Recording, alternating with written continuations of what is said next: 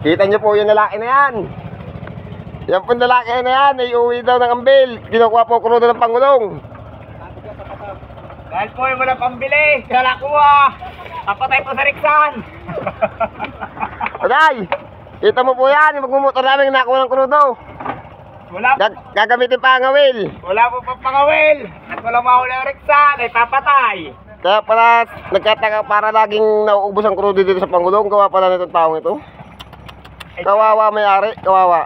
Dahil po ay wala akong mahuli, kaya wala ko ng krudo. At uwi po ulit ng ambel para mabuhay. Dito po ay papatay. Ito inaawas na.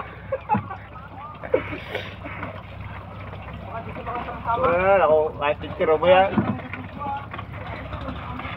Kawawa may-ari sa'yo. Kawawa may-ari. Mula po, at pupunin na rin isang Wilkins. Wala naman laot at liwanag. Bakit Ay panglaot nga po At mga ngawil. may krudo pa? Mga ngawil ho mamaya. Kasi